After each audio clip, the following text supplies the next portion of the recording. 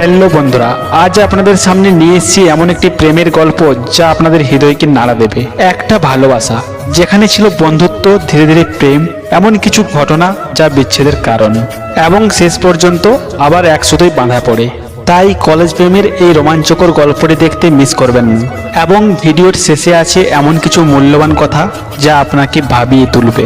তাই ভিডিওটি একটু স্কিপ না করে সম্পূর্ণটাই দেখতে থাকুন এবং ভিডিওর শেষে আপনার অনুভূতির কথা জানাতে ভুলবেন না। তো চলুন গল্পের সাথে মিশে যাই। আমি নীল, কলেজের সবচেয়ে দুরন্ত ছেলে। বন্ধুরা বলে আমার মাথায় নাকি একটা স্ক্রু নেই।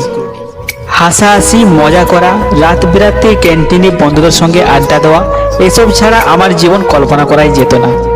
কিন্তু আমার জীবনে সবচেয়ে বড় পাগলামিটা শুরু হয়েছিল তৃষার সঙ্গে। তৃষা কলেজের সবচেয়ে বুদ্ধিমতী, সবচেয়ে সুন্দর আর সবচেয়ে সাহসী মেয়ে। তার চোখের দিকে তাকালে মনে হতো কোনো গভীর সমুদ্রের সামনে দাঁড়িয়ে আছি। আমি তৃষাকে প্রথম দেখি কলেজ ফেস্টে। সে স্টেজে দাঁড়িয়ে এক চ্যালেঞ্জ ছুড়ে বলেছিল, এখানে কেউ কি এমন আছে যে গিটার বাজিয়ে আমাকে একটা গান শোনাতে পারবে? সবাই চুপ। কিন্তু আমি তার চ্যালেঞ্জ অ্যাকসেপ্ট করে দাঁড়িয়ে বললাম, আমি পারবো। তৃষা অবাক হয়ে বলল, ও, তুমি গিটার বাজাতে পারো? আমি হেসে বললাম, একদম না। সবাই হেসে উঠল, তৃষাও। কিন্তু সেই হাসির শব্দ আমার জীবনে এক নতুন অধ্যায়ের সূচনা করলো। সেদিনের পর থেকে আমরা দুজন এমন একটা জুটি হয়ে গেলাম যেন কলেজের সবাই আমাদের নাম একসঙ্গে নেয়, নীল তৃষা।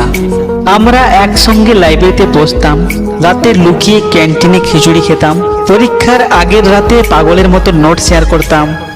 একদিন লাইব্রেরিতে বসে বই পড়ছিলাম, তৃষা হঠাৎ এসে বলল, নীল, যদি একদিন আমি তোমায় ছেড়ে চলে যাই কেমন লাগবে? আমি মুচকি এসে বললাম, যাবে কোথায়? তুমি তো বলেছিলে আমাদের বন্ধুত্ব কখনো শেষ হবে না।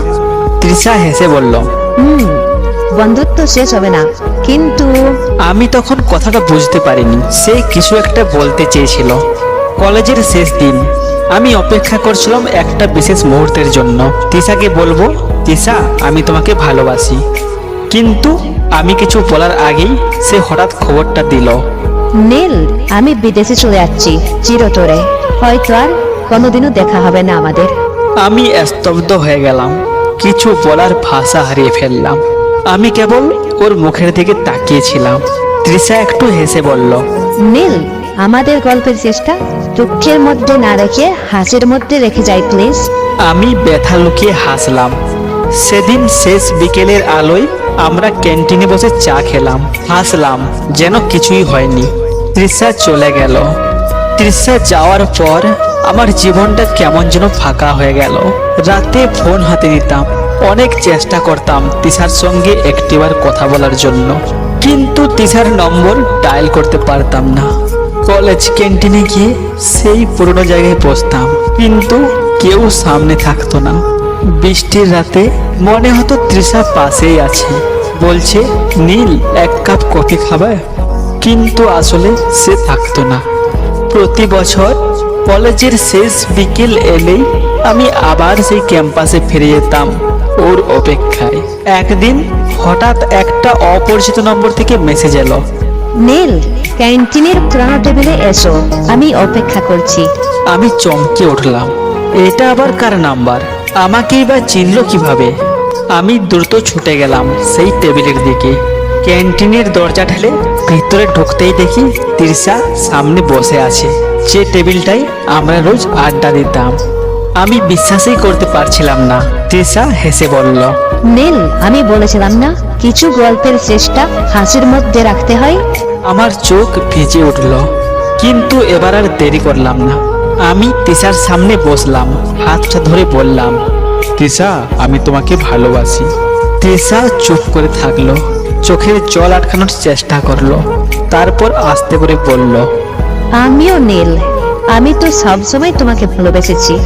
আমি কিছুক্ষণ চুপ করে থাকলাম, যেন এতদিনের সব কষ্ট, সব অপেক্ষা, সব অনুভূতি এক মুহূর্তে এসে মিশে গেল। আমি ওর হাতটা শক্ত করে ধরলাম, চোখের জল আটকানোর চেষ্টা করলাম, কিন্তু পারলাম না। তৃষা, তাহলে এতদিন দূরে ছিলে কেন?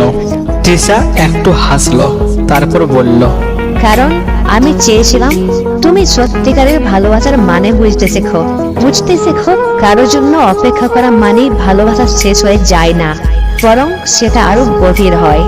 আমি ওর চোখের দিকে তাকিয়ে বললাম, তৃষা, আমি কখনোই তোমাকে বলতে পারিনি আমি প্রতিদিন প্রতি মুহূর্তে তোমার অপেক্ষা করেছি। তৃষা একটু কাঁদলো, একটু হাসলো, তারপর আস্তে করে কাঁধে মাথা রেখে বলল, আর কখনো তোমাকে ছেড়ে যাব না নীল। আমি হাত বাড়িয়ে ওকে আমার কাছে টেনে নিলাম। শেষ বিকেলের রোদ আমাদের চারপাশে একটা সোনালী আভা তৈরি করলো, যেন প্রকৃতিও সাক্ষী রইল আমাদের মিলনের এই মুহূর্তটা। কিছু ভালোবাসা অপেক্ষার মধ্য দিয়ে আরো গভীর হয়, কিছু গল্প হারিয়ে যাওয়ার জন্য নয়, বরং ফিরে আসার জন্য লেখা হয়। যদি এই গল্পটি তোমাদের ভালো লেগে থাকে তাহলে লাইক দিয়ে জানিও, কমেন্ট করে তোমার অনুভূতি শেয়ার করো, চ্যানেলটি সাবস্ক্রাইব করে রাখুন আর নোটিফিকেশন বেলটি অন করে রেখো, যেন আমাদের আরো সুন্দর সুন্দর গল্প তোমাদের কাছে সবার আগে পৌঁছে যায়।